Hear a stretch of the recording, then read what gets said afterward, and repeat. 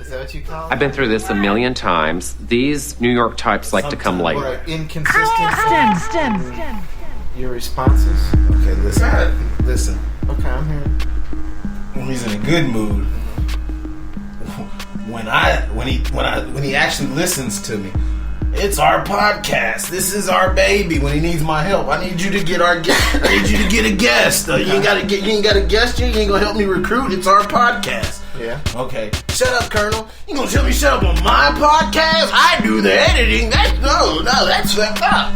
Now, how fickle is that? Okay. Fickle, lacking humanity, selfish. I can go on and on. Like, wow. Here's my thing. I got superlatives for days. I guess so. Well, first of all, my mic's not loud enough. There you go. My mic's got to be louder than yours. Because I have humility. Yeah. For the show. None of that'll get broadcasted. Now I know how he feels. I didn't know he was that sensitive. I mean, I really didn't know. I really didn't know. He blew my mind today, but I got him. I really didn't know. I'll change it. I can see what you're saying. Are you gonna let me? Can I talk now? Let's talk a little bit. Once the show starts, buddy, it's your show. Dude, this is not an act. This is not part. This is number 9. See, like stuff I think is corny. He thinks is great. What, if somebody's phone ringing in the middle? Right, of I think that's corny. He thinks that's real great. life. And then That's stuff reality, I'd baby. say is great ideas for a podcast. It's like, that's fucking corny. I think that's the truth. That's what happens. What? I think people would be more professional, turn their phones off. That's how I feel, but he doesn't see it that way. Even though I forgot, but you were good enough to remind me. Sound effects. I would agree. Where are you going to do sound effects? Have you heard a podcast before? Have you heard of it? Yeah. Okay, so you know his little Colonel Austin. Yeah. I say throw that in about 5-6 times a show when he has his little dry humor and he says, I heard you got 10 clams and you're completely silent. Yeah. Colonel Austin. I got you. And he says, that's good, that's tacky, that's corny, why would I do that? I just think And then I say, first of all, you're advertising yourself. You're branding. That's a mark. Right, and secondly, I agree. And then secondly, I'm like, that adds to the humor. Like every time he plays his dry humor mark, every time he does his humor. But that's the whole thing about dry humor. It's dry. You don't need something to tell you that it's dry. Not everybody gets dry humor. You don't have to get it. I'm not trying to get everybody. Yo, that's me. Like, I'm the dry humor guy. See, like, there he goes being fickle again. But you said you want me to be sometimes it's about all the audience, and then sometimes it's only about the select few. You said I could be me. Yeah, but you wanted me to be see, me. now you're on my side of the argument. When I said it, you weren't on my side of the argument to go with the other shit. When we were doing the argument earlier about you taking the editing out. You were against me then. Oh yeah. You were talking negative. See how fickle he is? But that's what I'm saying. He can't stay on one side. It's only to fit his mood at his time. Jeff, that's terrible. You have a podcast, and I'm going to come on your podcast and talk shit. Now about he's you going off topic. On your podcast. Now he's going off topic. And all I told him was that shit up. And all I said was shut up. Because he was being rude. If we were talking in the podcast on topic, what we're supposed to, but what I said was and then he's in the background just going and we can't hear each other. I said, Colonel, shut up. He's like, that's fucking rude. That not on my show. Like, man, whatever. Okay. Don't usually start the show this way, but so we had a special guest, and we do have a very special guest, Mr. Hold on. I don't even know where to start. Better known as JTP or the Jeffrey Peretta Express. That was the Express. Yeah. I know you as Jeff Peretta. Welcome, sir, to Colonel's Corner. It's great to be here. It's great to have you. Thank you for stopping in. I know you're a busy young man. You're a world traveler. Times are busy. Champz with a Z is here as always. Champz with a Z. That's me. That's him. So as you heard, we were discussing the show and some things, and we're gonna talk seriously about some issues today, about Colonel's issue as we're coming to the 10th episode. You know that this is the 9th episode, isn't it? Yes. We're honing in. We're honing in on the 10th We're honing anniversary. in on the decade, man. I'm just saying. Well, decade. I'm just talking. Just like to say decade, man. It means decade 10, shows. 10. I know it's not 10 years, but it's 10 shows. Decade. A decade show. Silver. How do you feel about that? So, did you think we'd make it this far? This is just your show, Colonel. I'm just along for the ride. Well, we're gonna get right into it. Jeff, Yes, sir. nicknames growing up. I asked you one time Nicknames. what your nickname was in Right off college, and you were like, they used to call me Skippy. Mm-hmm. Or you can call me Skippy, and I don't think you ever told me why. You know, You want to tell me why, Jeff? They call you Skippy? the thing is about it is I really don't know why. It was assigned to me by someone and it stuck. Couldn't do anything about it. Hated it, kind of, you know. But after everyone knows you, Why Skippy? bam, you know, it's better than dude, I guess. You know. So, but yeah, that was assigned to me. She's a dude. Lasted maybe, you know, 4 or 5 years. College years? Yeah, got out of upstate New York, and that kind of died with the upstate New York thing. That was my next. CNY. Did I lead you in? That was my next question. No, oops, sorry. I'll try not to kick the mics. No, down. that's hey, we like it. There's a dude in here, Mr. McCormick, is a drummer. He was tapping away on that thing. And yeah, I was like, dude, take it easy. We're not. I don't have my stuff elevated yet. We get there. Trying to make some beats for you. Make some beats. Yeah, he was. He was good. He did sound effects. He was doing sound effects too. Another thing, everybody wants the sound effects. Yeah. I'm gonna need people on YouTube to chime in on sound effects. Do you need a more serious interview show, or do you want a little more sound effects in your podcast? Just little comments. Those are creative issues that you got to work out. They are, and we are working them out. Iron those issues. We're gonna iron them out. With Squeeze them out. a freaking hammer. Anyway, sir. Upstate New York, Yes. CNY, Central New York. Yeah, born and raised. Born and raised in the snow. Yeah. Cold. Canada. It's like Canada. It's like Canada. Canada, close to a big lake. Lots of wind, lots of snow. It's like Canada. Yeah. You grow up, it toughens you up though, man. It does. But so does the heat of the South. Didn't know if I could drop an F-bomb. You can. Okay, You can. good deal. Oh, yeah, Because that's I was what going to say, like, just like the fucking South, man.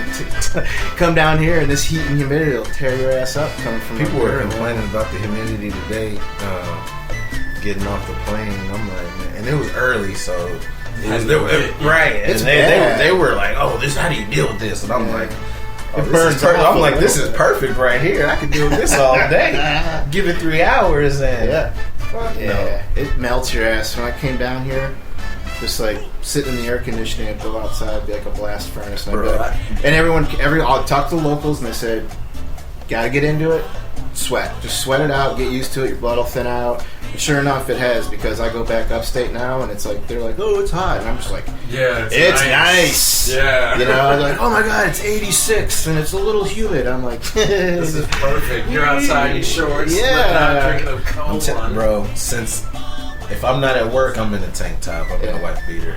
I don't put on clothes. It's ridiculous. yes. But anyway, what more about CNY? CNY, I don't know. We can. Hey, I got one for you. I'm gonna reverse the role. Oh, yeah. I'm taking it a Yeah, go different ahead. direction. We'll try it. I'm scared. What did upstate New York do for you in a musical sense, if anything? If you could say, okay, was there anything about it that was cool, or you know? Man, no, not really. I don't. No, I mean, I think my cousin was a big influence on getting me into music. But there was nothing local. And it was really not a local scene. My cousin was the scene, so... See, that's the thing. That's what's weird about like coming from rock music, Yeah. you know, and playing in rock bands when you were a kid. Right.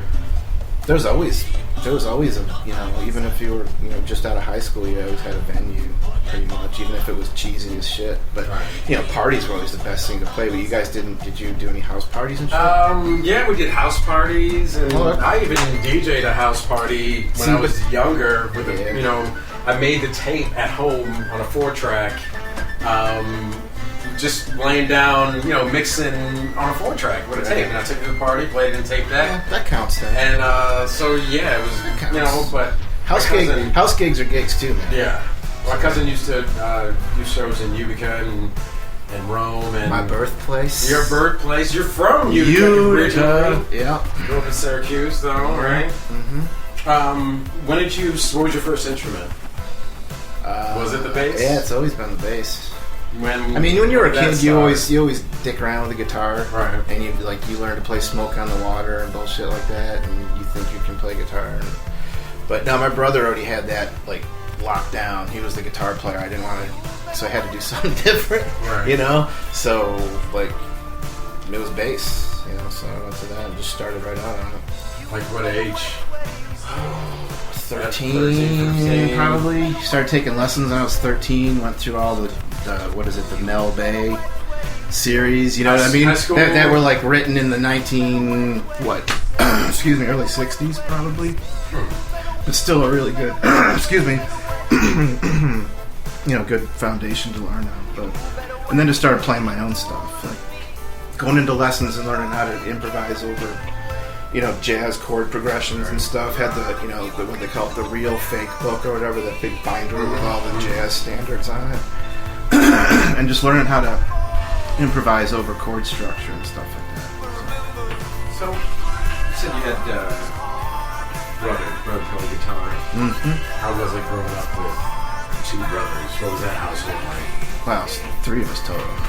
3, yes. 2 older. 2 older. And then 1 younger? No, I was the youngest. Total. I was youngest. So you're the baby. Yeah. Why do you gotta go there? Yeah, because I'm the baby. Oh, really? Maybe that explains a lot about things. Not about you. Well, it might. Who knows? Yeah. So anyway, what was that like? Mark, the guitar player. He's a badass player, man. He got into the Boston scene. Went to Berkeley and never graduated, just kind of got there and got associated with some people, and that whole kind of I don't know what to call it, it was Boston had its own kind of grunge rock scene, you know what I mean? Bands like Sebadoh came out of it, and even the Pixies were came out of that, and so that's kind of he was friends with pretty much all those guys. And so got involved with Sebadoh, and then they started Folk Implosion, and they did that movie soundtrack, and one thing led to another, so they kind of had their stint. And so that was kind of his brush with the whole thing. But he still chills with those guys, and he's still a badass guitar player. But he's really in the vein of his. He's either far out jazz, or he's very hardcore, instrumental, experimental stuff. So nice. Speaking of badass, you, Sarah. I had the pleasure of playing with you for several years. Yeah. In a group called Common Grizzle. Common Grizzle. I guess if it was called today, well, not today, but maybe in the 90s. 17 years, a decade ago. See the CG Express, man. CG Express. Yeah. Those were strange times, fun times. But holy shit, I learned a lot about how not to handle the music business, if you know what I mean. No. I guess agree or disagree. Well, artists got to learn the hard way. Well, yeah, I just we put faith in people that we should have been putting faith in, I think. Yeah. If this is a topic you don't want me to go into. Oh no, we can. That's why we're here. I told the audience last week it's going to be. Would this be considered a symposium? This is I don't even know what that. Colonel's so slow. I don't even know what that means. I'm gonna look that up. I should stop and look it up. Or an expose. An expose. How's that? That's now I know what that means. Yes. I know what that This is a full out common ground. Common Let's- ground. Ooh, that was a talk lightning about it. strike. Did you see that? I did not. We need to shut this down. Just so you, Shut it down. just for you folks out there, we got some heavy weather moving Some through. heavy weather. So if we get torn down here all of a we are sudden, outside. but anyway, yeah, the whole CG thing. Yeah, it was a rock. It was funky, funky. hip hopish Yes. band. I was the DJ. You were the rapper. That's a joke. He's a bass player. I just did that because the album's title. Yeah. That was bad taste. We'll edit that out. I don't know though. Maybe you could consider my playing rapping Very rhythmic. with a different voice. You know what I mean? A different voice. How did you? I know oftentimes like the bass players. I know some of my other bass playing friends get like kind of stuck. Like they're not really. They don't have any time to shine. A lot of times they don't get. They don't see a lot of bass solos. Well, that's more in the way their style they're playing then, because I didn't really think a bass solo was important. Like, you don't really have to spotlight. If your playing is on and you're doing what you feel and you're doing what's good and what's propelling the music, you're always soloing. That's the way I looked at it. Right. You're always soloing. A song's one big solo for you. Because the thing about the bass is that you're tying the melodic elements of the band with the rhythmic elements of the band together, and you're gluing the whole thing together, man. So you can Drums really and your Yeah. melody. yeah, right on. So you're driving with both, back and forth simultaneously. Song I learned how to play first on the guitar was actually a bass. It should have been a bass part on Seven Nation Army by the White Stripes. yeah. A little doom doom. I learned how to play that on guitar, but there really that's bass, right? With Jack White, you never know. It could be. I believe that's the bass It could be a right, though. wicked tuned down, guitar run through a boatload of effects with him. You never really know. He does a lot of wacky shit. he's crazy, Yeah. but He'll be on. Yeah, you think you're gonna get him? You're gonna nail him now. He's a Nashville staple now, man. Jack, come on down, son. He's doing Nashville. anybody has a link, Instagram, tweet, Yeah. Facebook to Jack. It's not out of the question. We're all Nashvillians. You could have him just chime in via phone. Just get him on a conference call. That'd be man. cool. Like I said, that's And the first boom. song I learned how to play on guitar, and Yeah. I learned how to play. Yeah. You could shake his hand. Well, think about what kind of an anthem. That's like I don't care about that. that's a total might. anthem right You can now. shake his hand. I would, but that's. Hey, I should. Jack Black. You know, Jack White. Yeah. White or black? Jack White, Jack Black. He can come on. Much Dre respect says to he's not him. gonna shake your hand. Let's go back to that, like that riff that it kind of it talks to like how contagious. Dude, he struck something there that's very like to the core. It's very primal, And funky. Yeah, and it's hardcore too. Yes. So it's like So, man, yeah, so that's like all the simple ass sport, work, it's a man. sporting anthem now. I mean, I'd like to see how much money that one riff. Like, and he was probably just sitting down one night, and goes, "Oh, that's pretty fucking cool." Next thing you know, 80,000 people in a fucking stadium are fucking chanting your song. That's pretty cool. Right, he could have been saying anything on the lyrics. It wouldn't even matter. Right. But I do like lyrics. I don't know if he wrote them or not. But, Yeah. Good. Shout out. We'll see you on the show soon, sir. Yes, Jack.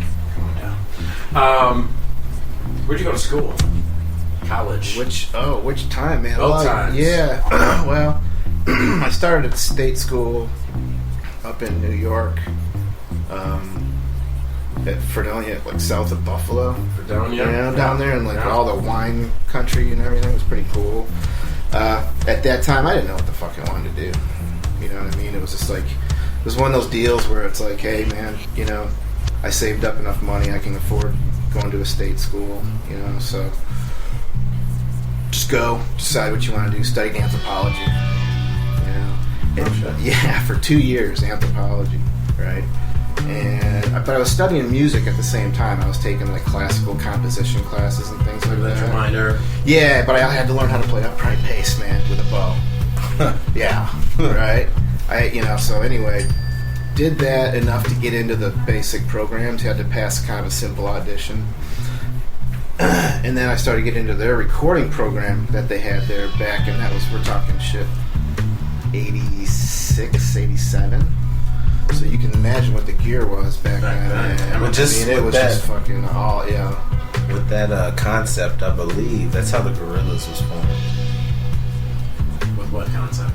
Concept of Taking college students. It was like, I think it was like two professors. Don't quote me on this. I'm close, I know, but it's like two professors, and then they just used college students for beats, really? verses, hooks, loop samples. Yeah, they still do that kind of now. Right, but right. They just bring in all these different artists like to this. Now they circle do of that three. as they made it, but Right, yeah, right. that the first two albums pretty much Same were like, idea, right? You know, just have other people because if someone else brings a whole new take to a song. Exactly. That's man. why it's so eclectic, Right. and yeah, that's why. That's a cool way to produce. That's why they have their videos were always animated and stuff like that. Yeah. Never knew that. Thanks, Champz. The Z. They just dropping knowledge, son. Dropping knowledge. That's That's why they kept their identities secret for so long. Right. because they're sham. No, No, because I mean, they it's just a great concept, but I mean, to market it, it was brilliant. Sham. Moving on. Common ground. yeah. We kind of left. Went through a lot. There's a lot of. we talk a lot of shit about the common ground thing, but there were some good times. I mean, There was a and lot there was some of good great there was some good times. music, and there was also some kind of good music with crappy elements, I guess you could say, or underdone. You know what I mean? It's like I for the most part dug that band, but I don't think we musically that everything kind of came together. I don't think it ever got to the point that it maybe could have. Right. But anyway. How do you think? That was leading up to my next question, sir. Thanks for squashing that again. You're good. You're a good interviewer. That's you know what's you already know what's coming up. But you never did ask me. I'm going to say something. You never really did ask me what brought me to Nashville. I didn't. Rick, You're getting there. I'm sorry, man. I'm stepping on his toes now. You're getting a. Could be important. That's my mom. She's okay. Oh, you should put it on. That's all You right. like should say hi? No. Anyway, how did you think you got along creatively? Like as far as your input, did you think you got fair game? Like as far as creating a song?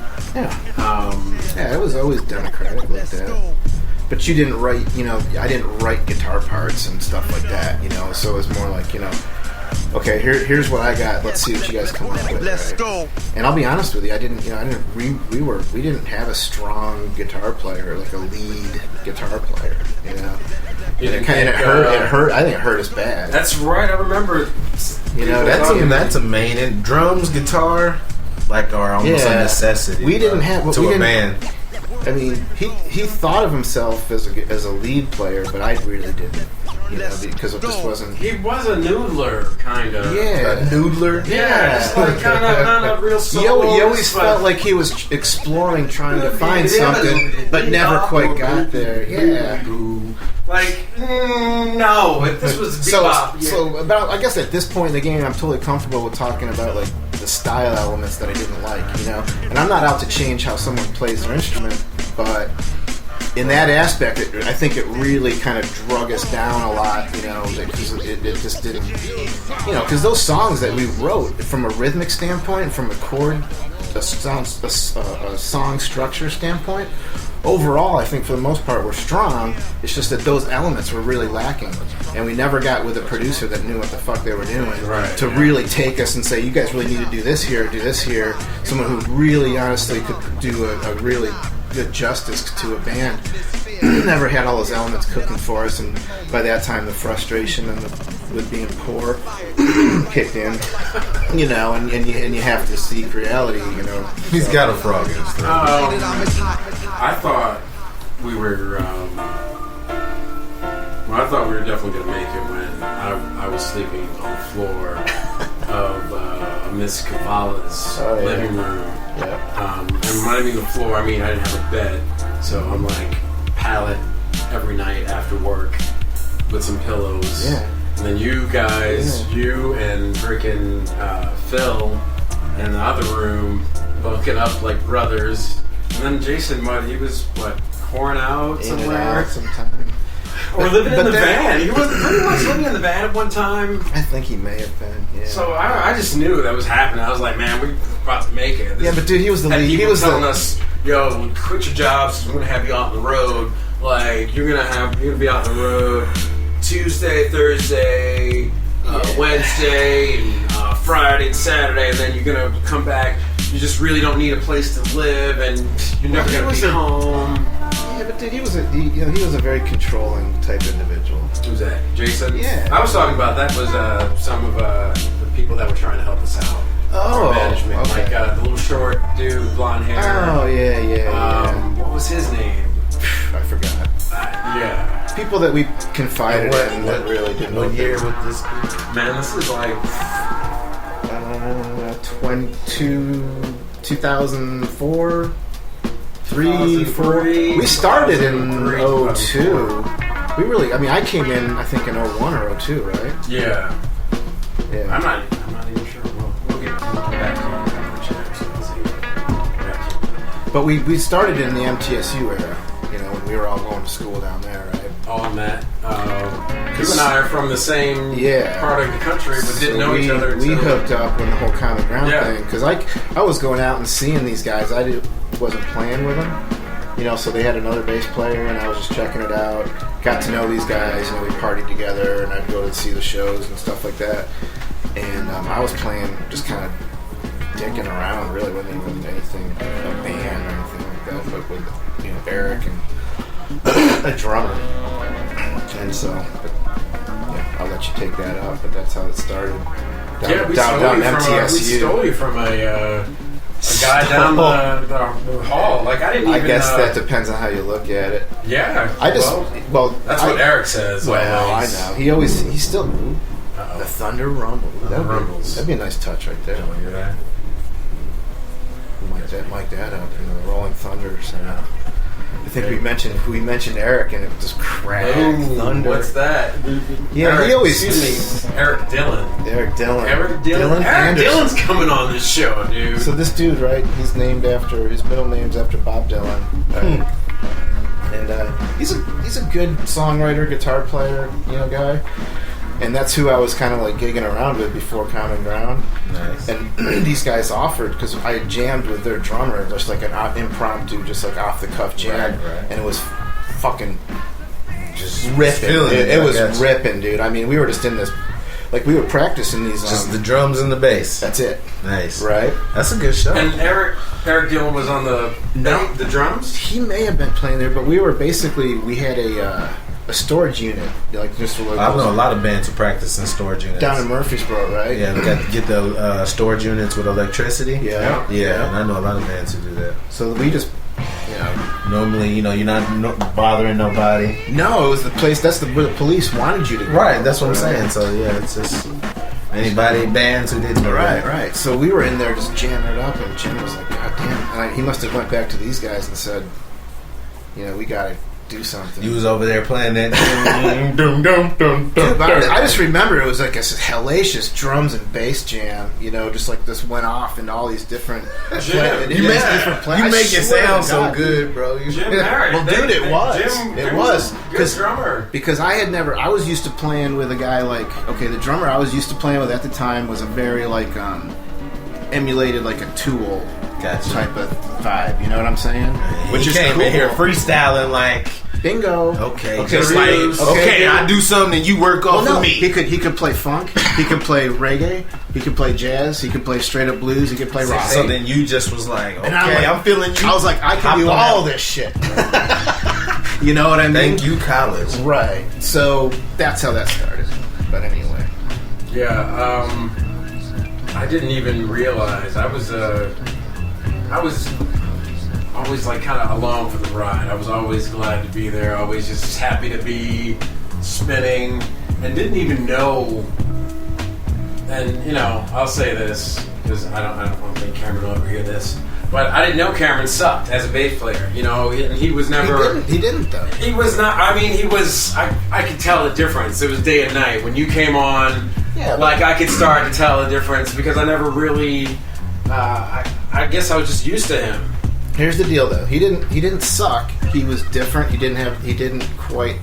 wasn't quite as worldly. He didn't have the diversity right. that my man here has. You know what I'm saying? He probably grew up. He was a lot more. Yeah, go ahead. Go ahead. Oh, I'm just talking about you. Was a lot more diverse, a lot more open-minded, and could just go with the nature of common ground versus the nature of his instrument. What he was used to. Right. Yeah. It was definitely night and day. Well, yeah, where I sit down and go, hey, Cameron, what did you grow up listening to? Because that's where you really get a feel for what someone's all about. It's like, so what are your influences?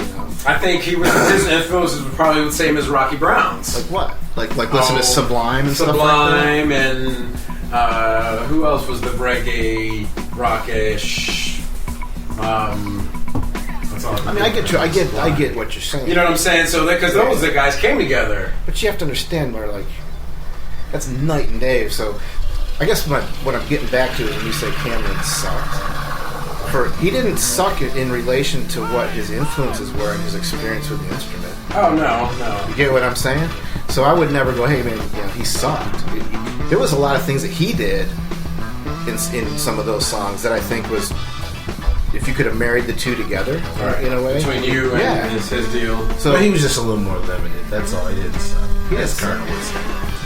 It's just I just knew when you came on, it was like, oh, okay, now I think now we can, because a bass and me, you and bass, we're just, I'm in that rhythmic thing too. I'm listening to the drums. Mm-hmm. I'm with you. You're with the drums. Mm-hmm. Yeah, but I'm also with the both guitars and a singer. Right.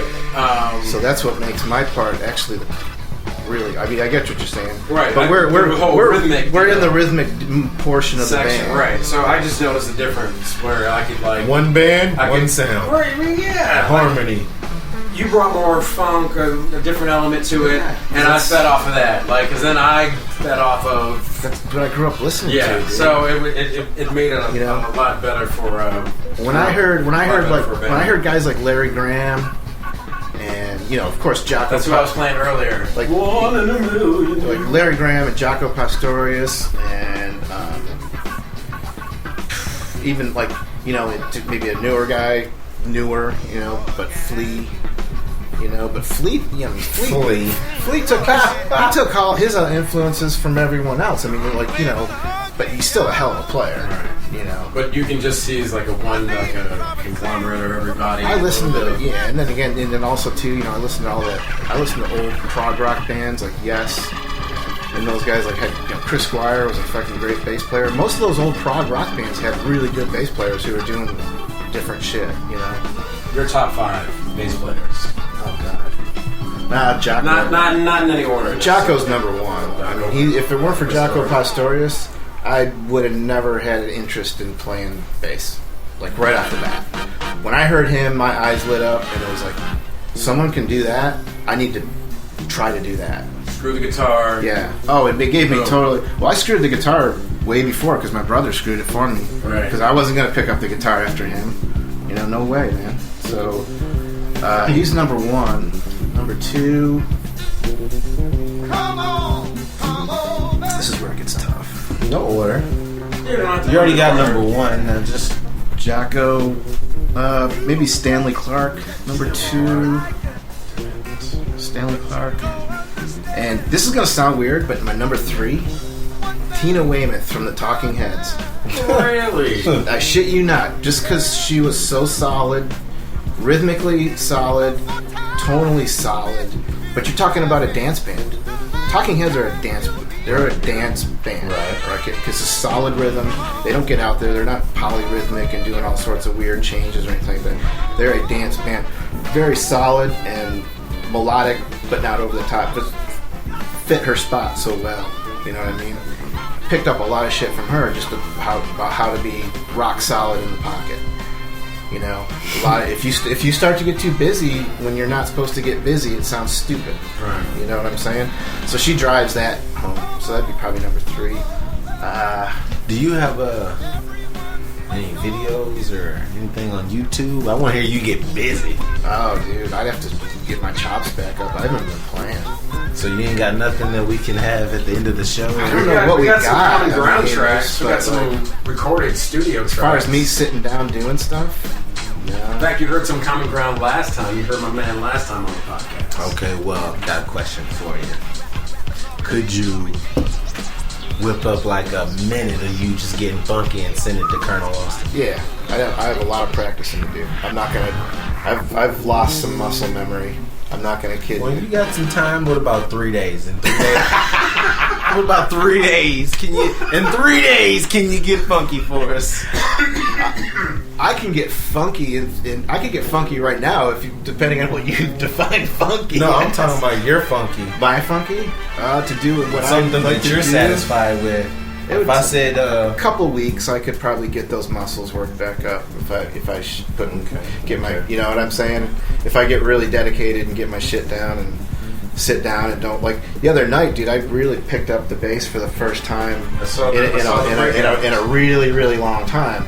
And another lightning flash. And I honestly can't quite say why, because I don't know, man. Just something made me do it, right? So I dusted it off, got the old pedal board back up, and started working, and found out, like, it really smacked me in the face. It's just like, dude, you know, you really gotta fucking practice. work. Yeah. Oh, yeah. It was like, because I'm fucking fucking all cocky. Probably got a few beers in me, and I did the same I'm thing. smoky, With the and guitar. I'm going. I got this, man. And I started trying to play some of the old Jocko stuff that I'd learned how to play note verbatim. You know what I mean? Just kicking my ass, just being like, I don't have the muscle. Fingers all off Yeah, play, dude. slipping. Muscle memory, Right, no, Muscle can't hit the memory. right chord, man. I know. It's muscle memory. It's just like anything else. And plus, you're talking about stuff where You gotta, he's practice and traversing, put the work in. He's ripping that fretboard and like really fast, and you have to be able to traverse that. And I've kind of lost all those things, but to get him back, if I sit down and play Just every gotta day, work right, get that couple weeks probably. practice and But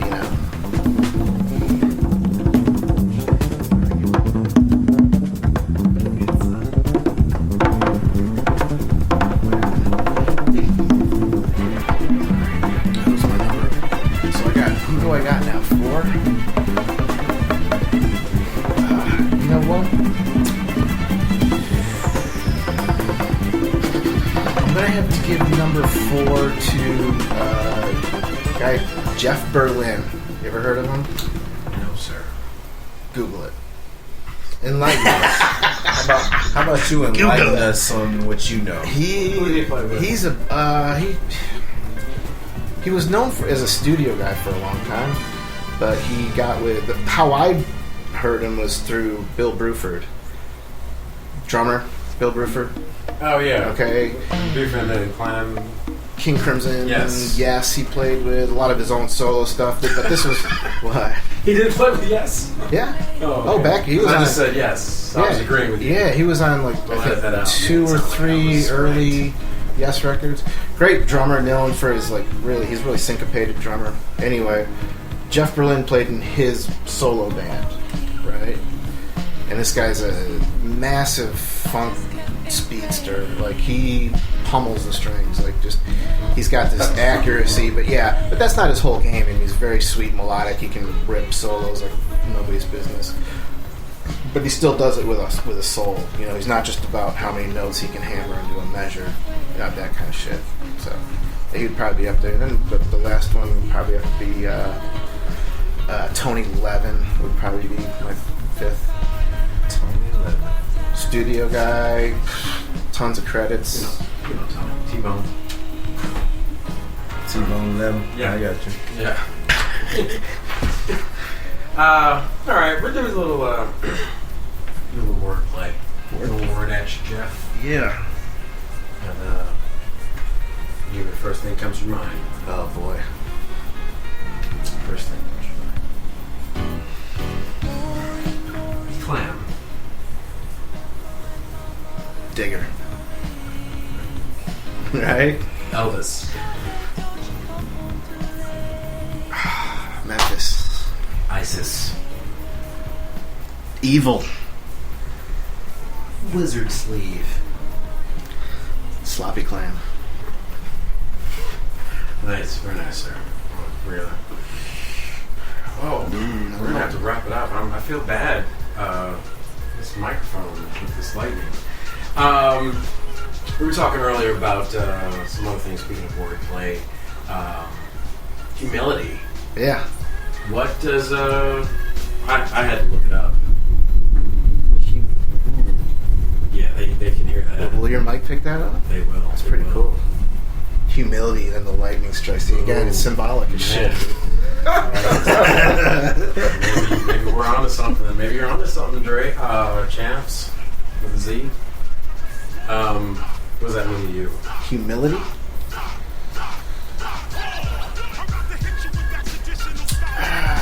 Wow. Just not being too full of yourself, I guess. You know, keep things in perspective.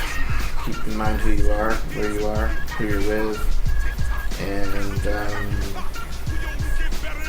just being cool. Champz, what is humility in you? I mean, I would just be piggybacking off of what he said.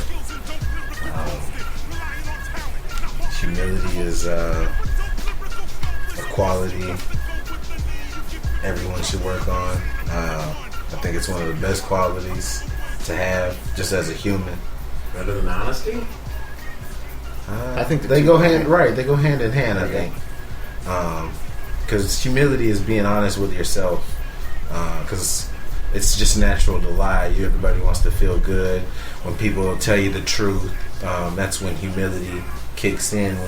When you face adversity in front of a crowd, in front of others, to just be humble. To sometimes you got to eat it for the better good. Yeah, I mean, it's tough because everybody has an ego, but you know, your ego is. I feel like an ego is more of a selfish quality, trait, whatever you want to call it. So you got to push that aside. Now, it's good to have an ego in certain situations because an ego can bring you confidence, can bring you courage, things like that. But I think ego, speaking of myself and humility, I think that kind of goes with being a DJ. Like, DJs are usually a little bit, I think that comes with the rep. Like, you are the one controlling the crowd. You are the DJ. You are the master of ceremonies a lot of times. You are the one doing that. So that kind of comes with, I know a lot of, this comes with, and also this type of DJ, there's a lot of, like, you know, competition. Like, yo, I'm the best. No, I'm the best. Well, I'm the best at this. You know what I'm saying? So I think that comes along with being it's like being a guitar player. Like, guitar players, not necessarily bass guitar, but lead guitar players kind of have an ego, or maybe lead singers have a little, their personality lends to maybe that. I feel like it can go both ways, though. Difference between ego and confidence. Right. You know? Confidence is one thing, ego is another. I mean, ego to me implies something you're putting yourself above others. And that's when I say that. Me personally, I just like to help and serve others. Like, as I was telling Colonel, people that I can tangibly affect. You know what I mean? Like, people I know, people I can really reach out and affect. Can call. So those are the people that I try to motivate, stuff like that. So it's never about me, therefore it's about them. So I'm putting my ego down because I'm just trying to help them. I don't care about me. I mean, if you got to cuss me out, if you got to put me down to step you up, to build your confidence, I'm all about that because I'm about the bigger picture. I don't take stuff personal, I guess. You know, there's nothing really you can say that's gonna affect me and how and the skin. I just don't take stuff personally because I know who I am and what I do. So I mean, words. Words can't affect me. Really, I mean, I really feel like that. Sticks and stones may break your bones. Words, you just brush them off, son. Is that how people look at like rap battles in hip hop world? Because I think so. I mean, those get pretty heated. It seems Right, it's about the art, though. It is, but it seems to me like people get there's grudges though. You do get personal, and that's about the art, though. It's you see that bigger picture. Even though he's hitting personal facts, that's fine. I am who I am, but he was clever enough to put those, make them rhyme, make them witty, make them all fit. I have to respect that. But is there a line to be crossed, or not to be crossed? I feel in rap battling. I feel no. Right. The line would be crossed would be physical. Yeah. Other than that, you just have to respect the art. That's what you signed up for. If you're throwing daggers of words that can be, that's what you signed up for. That's what you. But see, you got to know that coming in, and so you have to prepare for that, and you have to beat him at his game. Or do you just have to say, I'm going to stay at a higher level and not stoop that low? Or because I can see like, if you're that clever at rhyming and you don't have to hit personal levels like that, and your bars are so good that you can just hit on a common ground, pun intended, then that art is to be respected too. But then if you have to go and insult the guy, if you have to go do research and go talk to his auntie and figure out what he was doing at 5 and then incorporate that to the rap, then that's an art also. So they're both rap. Right. It's like doing your homework. Like right. So you research this dude, you can tear them apart. But a lot of these people know each other.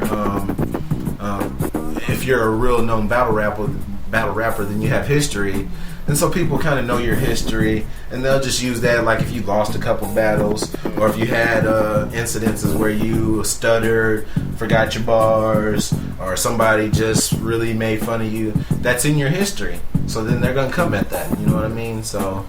It's just knowing somebody. I get it. Definitely part of the culture. But it goes back to what we were talking about. That's all. Right, but yeah, really most battle rappers have that humility because you know the bigger picture, and it's a battle, and you respect the art, and that both of you are it's like walking off the playing field. Right. When you're done, right? Right. It's kind of like, okay, yeah, we you can shake hands afterwards. We duked it out. None of it was really personal. I don't really care about your life. You don't care about my life. I'm about to go home to me. You go home to you. And flat out, man. Some what I've heard can be flat out hilarious. Like it can be the basis for some like really funny shit. Yeah. But it can also be the basis for some pretty ugly shit. Okay, to me, which is funny sometimes. Well, no, that's what I was getting at. That is to me the best humor. Yeah. And that's when I say humility is one of the most relatable qualities known to man, because most humor, the funniest humor, is relatable. That you have to relate to it. You have to be able to put yourself in that shoe, and that's what makes it that much funnier. Right. Truth makes it funny. Right. And that's what I mean. The truth, and being able to see that. So that humility is a real good trait, I feel. I used to work in Dillard's in Murfreesboro. And we had our little sections. I worked men's, slacks. There was another section that was denim. You had to work your section. You couldn't go out of the section. So, I mean, it was Murfreesboro. So Monday, Tuesday, Wednesday, Thursday was dead. So you were just standing there in the section and you had to wait. You had to hustle your customers. You had to pull them in. You had to stand out in front of your section and smile. And so this guy John Carey, little white dude, good guy. He was down with the brothers. We used to, he loved hip hop. I loved hip hop. We started doing our little freestyles. Like, no customers around. I'd walk in the middle of the section, meet his section, and we just battle out like blah blah blah blah blah blah blah. And we do this for months. Go on. And then one day, John worked in suits, so he's always coming in his 3-piece suits. But he had dandruff, really bad. So I called him out in a rhyme one day, in a rhyme battle, blah, blah, blah. I don't know, something about the dance from your jackets, blah, blah. So that was it. Like, didn't talk to me again for weeks and weeks. His girlfriend worked across in Denham. She would barely talk to me, but he didn't talk to me. He played me like a first grader. Like, he didn't talk to me. Like, didn't have to, didn't want, just would stand there and look at me, and then never, I apologize, just never talk to me again. And I mean, he did eventually.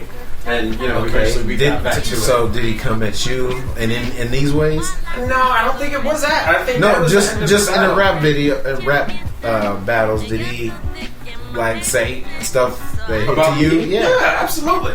But that to him, I crossed the line.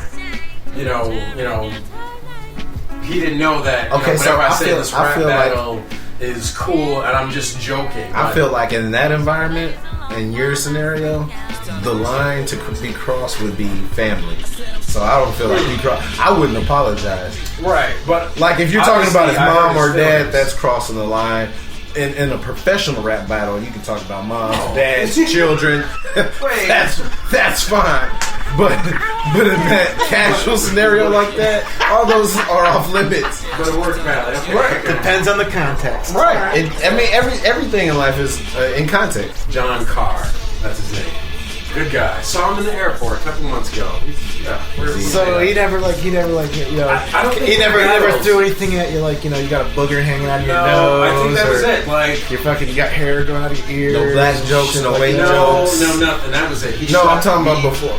down. Oh, we played it cool. I don't usually, like, he was cool enough not to do black jokes. White And he never jokes, did. maybe. I didn't do white jokes. And Weight jokes, I said. Weight? Yeah. Why, some fat? Yeah, a little overweight. All right. We're done here. Oh my god. Yeah. That will definitely be taken out. Definitely taking all of that out. All right. You got something special. You got something special for us today. A special edition of Who are you? Who Are You? Here's Champz with Who Are You? Alright. Who are you? This week's episode. Fact number 1. I have a staggering IQ of 149 and graduated from UCLA with a bachelor's degree in theater arts and also made 2 films in college. Who am I? Master P. No, I don't think Master P would go to college at UCLA. I see you college. I see UC college. UCLA anyway.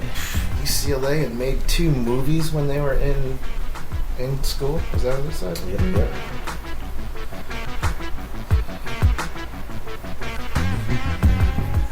Martin Scorsese. That is wrong. That's a good guess. Fact number 2. Before appearing on the Ed Sullivan Show, I agreed to change my lyrics. However, before the show, I deliberately did not change the lyrics while performing and was forever banned from the show.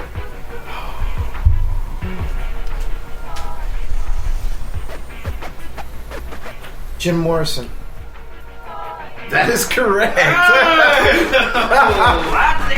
First one to get it right on the show. Yeah, that's good. I'm gonna blow your balloon up or something. That's pretty good. Alright.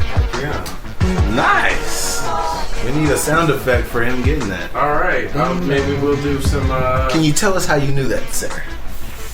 The second clue really did it. You have memories of that, or you just have information, knowledge of that? Just information. Okay. Not that old, dude. Yeah, 40. I'll be 48 this year.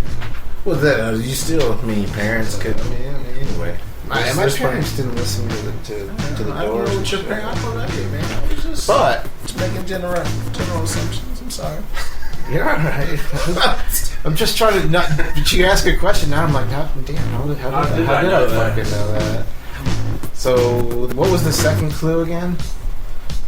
Before appearing on the... Oh yeah, the Ed Sullivan thing. Yeah. That's what did it. Because I remember I think it was "Light My Fire" was the song. It was Light My Fire and the... Bonus round! Whoa! There's your sound effects, son. Yeah. Girl, we couldn't get much higher to girl, we couldn't get much better. Right. Girl, we couldn't get much better. They didn't want him to say they didn't want him to say higher. Right. Boo. And, well, he said it, though. What the fuck? It was 1960 something, probably, right? 7, 8, maybe 7. That meant smoking or drugs. Can't say that on NBC in 1960 something. I guess you can. Well, some other facts. Okay. He was the first musician ever arrested on stage, which happened in 1967. Jim Morrison. Yes, correct, sir. For Yes. saying too many obscenities and was charged for indecency, but was later released. Also, on his European tour, he could not take the stage because he was given powerful bits of hash by Bob Hite, the singer from Canned Heat, which rendered him unconscious, and he was found by a group of nuns and taken to the hospital where he was recovered. Oh, Jesus. So what, he ate a bunch of hash? Is that how I'm supposed to do this? So if you eat hash, it'll do that? Don't you have to cook it or something? I don't know the full... I'm just giving you the facts. Where are you getting these facts from, sir? It didn't say he ate it. I said he was given powerful bits of hash by Bob Hite, a singer from Canned Heat, which rendered him unconscious. He was probably plastered out of his mind, too. He was a big drinker. Good old hash. Well, fellas, unless you have something else, Champz. Good. JTP, you want to shout somebody out, or Just the world in general. Wake up, everyone. Amen. Wake up, everyone. Wake up. Go out.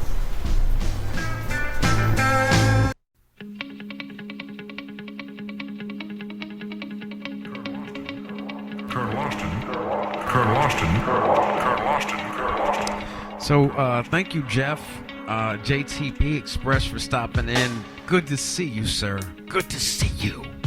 Good friend of mine. Cameron, I'm sorry, Cameron. I didn't mean the sucks thing. Don't take it personal. Even though that's so very personal. I didn't mean that. I love you. And to the rest of the CG crew. What's up? Notice nobody didn't say nothing bad about Rocky Brown. Ain't nobody got nothing bad to say about Rocky Bristle. We love you too, Rocky Brown. Noterman, what up, Jim Merritt? Jason Snyderman, I see you, son. Phil. We're getting the band back together. It's a reunion tour, son. Anyway, here's some common ground featuring JTP.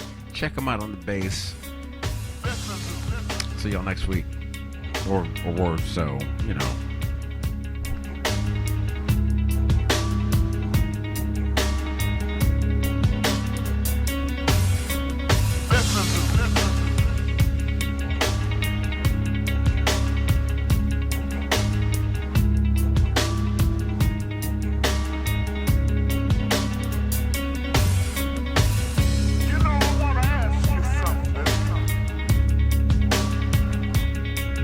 Have you ever wondered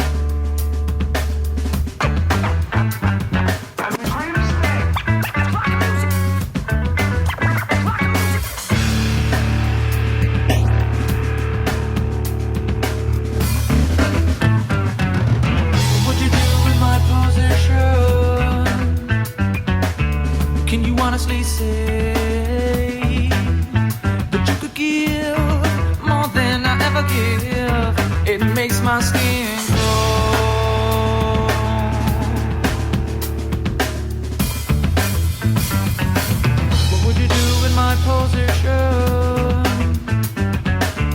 Fear the laws that bind you. Make believe all is secure and clean. What would you do in my position? Sacrifice it all, or keep it all. Much more in control, my son. It makes my skin crawl. Must have the air guide to let it go. What all the steam down to me, burning hotter than gasoline. Pulling it to make the stars flow.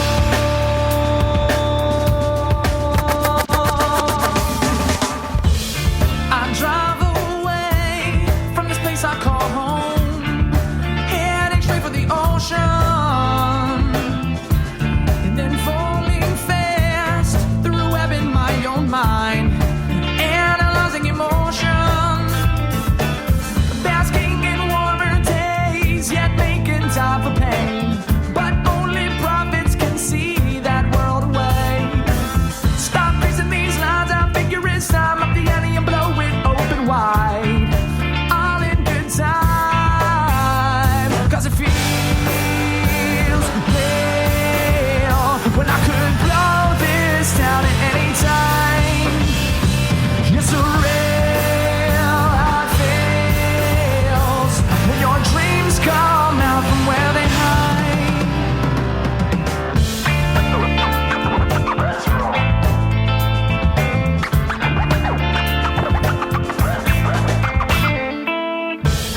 I've tasted pain, the kind that 1,000 years or more could never get rid of. But that same story, looked at in a certain way, shows I was more than receiving in the prime of our lives, when we watched it slowly slip away.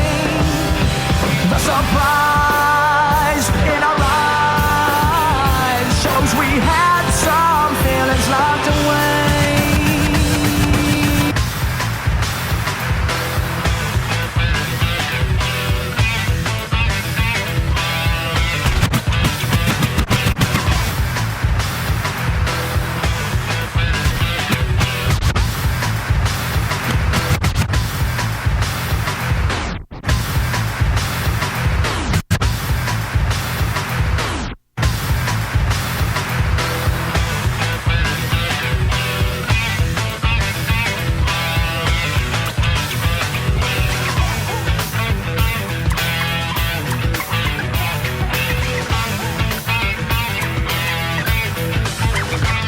Well, I imagine certain things will stay in the mood. Listen, I'm starving. Now that we got something to prove. I imagine certain things will stay in the mood. Listen, I'm starving. Now that we got something to prove. Times I had to jack a 2G1. It was not over. Get these politics all over. Something to prove. Everybody sabotaging, making bombs out of fuselages. Any element of the squadron. So take a second, beg your pardon. Do I assume that we not burn the flag and follow through? With all these charging ignorance is like this piston in heavily. Pals knowledge to infinity. Creating casualties. Taking back what we grasp at. Before you know what your best friend's been hijacked. I can't believe I got to go this time. The plane is leaving and I'm standing in the wrong line. Steering clear of the ignorance of mind crime. Then nobody's gotta tell me what I'm running from. Tell me what I'm running from. Tell me what I'm running from. Tell me what I'm running from. Tell me what I'm running from.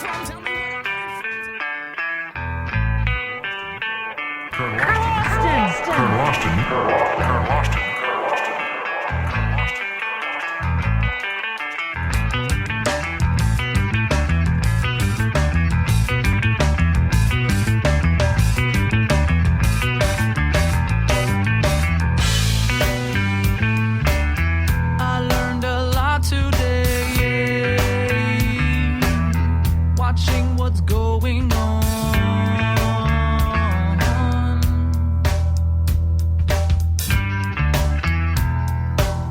Then came the light of day.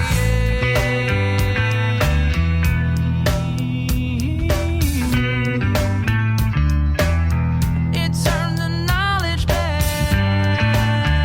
to where it ought to be.